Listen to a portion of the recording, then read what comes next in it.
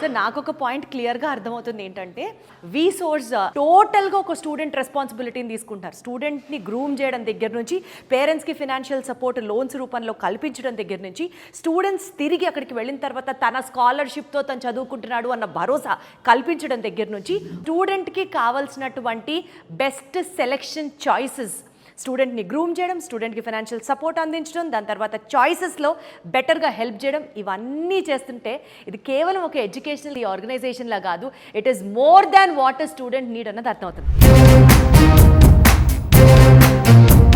So ఇప్పుడు మనం first ఫ్లోర్కి వచ్చేసాము. అసలు what is this all about అంటే వి సోర్స్ ఓవర్సీస్ పదే ఫోకస్ చేస్తున్న పాయింట్, స్టూడెంట్ జేబులోంచి రూపాయి కూడా ఖర్చు పెట్టించకుండా ఎడ్యుకేషనల్ లోన్ ఇప్పిస్తున్నారు.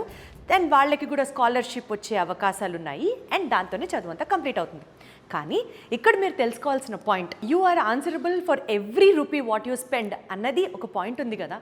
ఆ డబ్బులు దేనికి ఖర్చు పెడుతున్నామో మనం తెలుసుకోవాలి. సో బేసికల్గా ఒక స్టూడెంట్ ఫారెన్ వెళ్ళాలి చదువుకోవాలి అని అంటే వీసా ప్రాసెసింగ్ ఫీజు దగ్గర నుంచి ట్రావెల్, అకామిడేషన్, ఆ course related tuition fee, most importantly laptops అవ్వచ్చు, బుక్స్ అవ్వచ్చు, స్టేషనరీ అవ్వచ్చు, ఇలా A to Z of all student నీడ్స్కి సంబంధించి వన్ స్టాప్ డెస్టినేషన్ ఏదైనా ఉంది అంటే అది మన వి సోర్స్